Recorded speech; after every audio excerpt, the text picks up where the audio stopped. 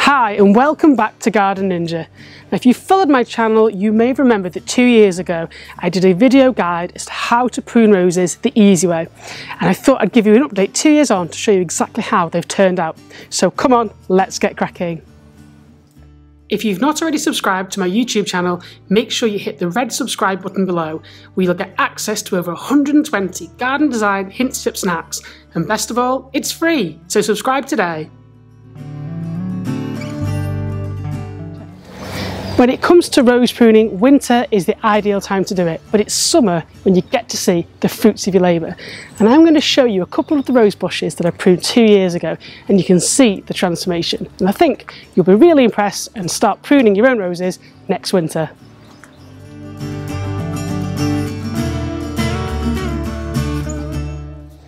Now behind me is a great example of how pruning creates vigour in roses.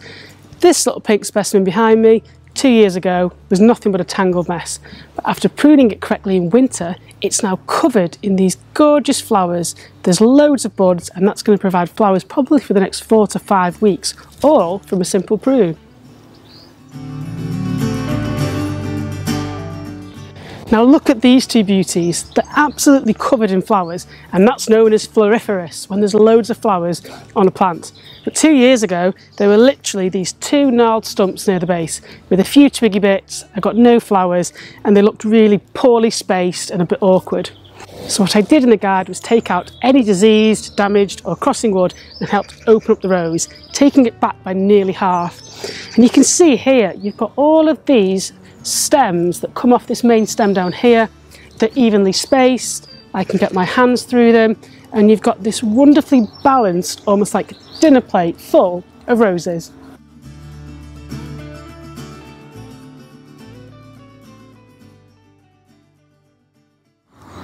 So this is a really good example because it's a super old rose and I've managed to renovate it.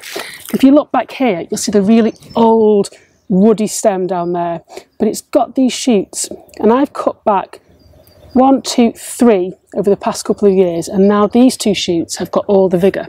So even on an old rose, you can open it up and you'll see that we've got one there, one here from near the bottom of this main stem, 2 there, but there's loads of space. You know, I can get my snips in between and it's quite clear and free. So you can also grow stuff around the bases of your rose. I've got this Gallium odoratum here, which is lovely, but it just allows the rose space to breathe. It reduces things like blackspot, fungus and other issues that you get with roses. But I mean, look at that, it's absolutely gorgeous. Whereas if I'd have just left it and done nothing, I'd have ended up maybe with 1 flower, and that's about it.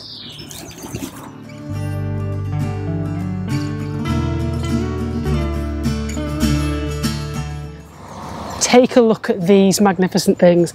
Look at the size of that flower head. It's absolutely ginormous. Now, I'm not sure which cultivar or species this is because I've inherited these roses, but again, this was just a case of 3 twigs in the ground that did nothing. 2 years later with pruning, look at all these flowers and they're ginormous. Now I can see probably another 10 or 15 of these buds that are going to open up.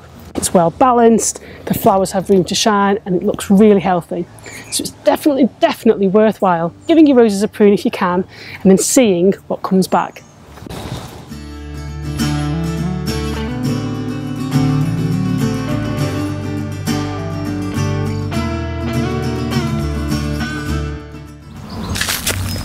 So down here is probably my biggest victory when it comes to renovating old roses here at Garden Ninja HQ.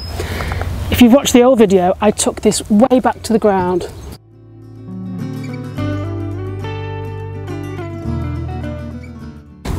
But as you'll see, these new shoots have popped up, and look, I've got this beautiful cream white, almost like virgin-like rose. Got another stem here with all these well-spaced laterals that are also coming into bud.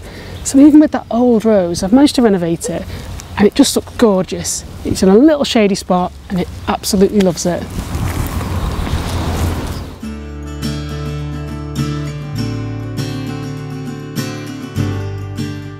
Now Mel has asked me about her standard rose. Now she pruned it last year, but it seems to have got absolutely bonkers. Her concern is that a lot of the laterals that grow off the main stem are too long and they're flopping over. And she's asked, why has that happened? Well Mel, the issue with standard roses is that they have been grafted. So you've got the main stem, and then you've got the rose species that's then grafted on top. So the stem gives you that standard look, that lollipop shape, but you've still got all the vigour of that rose plopped on top. So the issue with standard roses is pruning, and once they finish flowering you really need to prune back those laterals and all those stems to between 15 and 20 centimetres. So although you still need to prune them in winter, it's better if you prune them once they finish flowering to keep that neat lollipop shape. So 15 to 20 centimetres is not a huge amount. I also recommend that you prune back maybe 5 or 7 main stems that are going to form that globe shape. You don't want any more, because if you do, it's going to get really congested and look a bit messy. So while standards look beautiful, they are a little bit trickier, but don't panic, Mel. If you go back to that 15 to 20 centimetres once you finish flowering with a quick tidy up in late winter, then you should see a much more formed standard this time next year.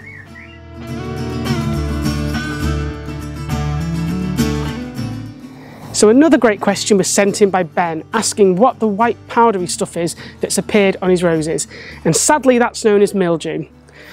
Just as sadly, I've got an example here at Garden Ninja HQ. So mildew is a fungus which infects plants that are stressed. So it kind of preys on things that aren't in the best condition.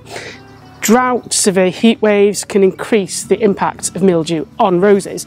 Now behind me we've got this gorgeous rambling rose, and it's just starting to show its buds, but it is starting to also get infected by mildew. Now we've had crazy hot weather, and in my garden mildew seems to appear whenever there's been a drought or a real heat wave. There are two kind of methods of control. The first is to use a fungicide, which I don't like because you end up impacting all sorts of other areas of the garden and wildlife. The second one is preventative, which sounds easier said than done, I suppose, but preventative is about watering your roses and other herbaceous plants before they get stressed. So in this instance, I should have watered this probably 2 or 3 weeks ago, given it a really good soaking before the heat wave, but I was away, busy with work, and I forgot. So you can kind of see here, and I'll do a close-up, this mildew. But if I give it a thorough soaking today and make sure it stays hydrated, I should be able to minimise the impact of this. It's not going to be a killer, it won't kill the rose, but it will decrease its vigour, it looks a bit unsightly and puts people off. But don't panic too much, it's not a killer, as I say, it's just a bit unsightly.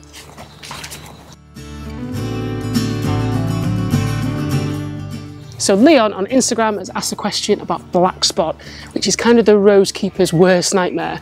Now Blackspot, again, is a fungal disease and it can quite quickly ravish your roses. And you'll notice it because your leaves get black spots on them, then they turn yellow and then they fall off. And it decreases the vigour of the rose because the leaves aren't there to photosynthesize to help feed the plant. Now this rose here is perfectly healthy. However, for the past 2 years, it's had Blackspot and it's a real pain to shift. Again, you can use sprays. I personally don't use them. But what I've done with this rose is to make sure that I snip off any infected leaves as soon as I see them. And then I've given it a really thick mulch twice a year with homemade compost and leaf mould. I've kept it watered and it seems to have recovered because for the past 2 years, it's been a bit of a mess. But as you can see, it's green, it's healthy. We've got one big bud on the top. There's a few more around the sides. So hopefully this year, this will be Blackspot free. But Leon, snip the leaves off and make sure you put them in the bin. Don't compost them or leave them to lie around because that fungus can overwinter and spread. So it really is a case of getting in there, getting them off and keeping it as tidy as possible.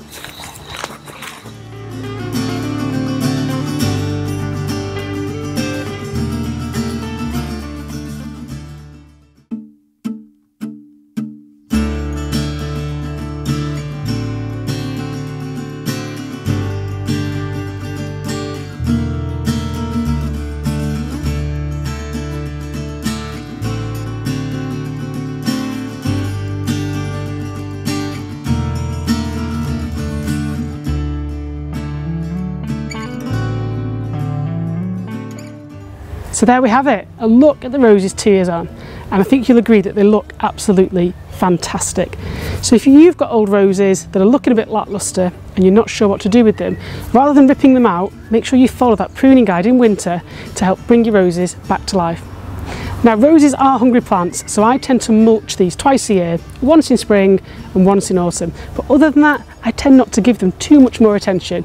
As long as they've got plenty of water and you prune them once a year, then they're pretty much fuss-free. If you've liked this video, please make sure you subscribe to my YouTube channel. You can hit the big red button below, hit the bell for notifications. If you've got comments, ask below. I've been Garden Ninja. Happy gardening.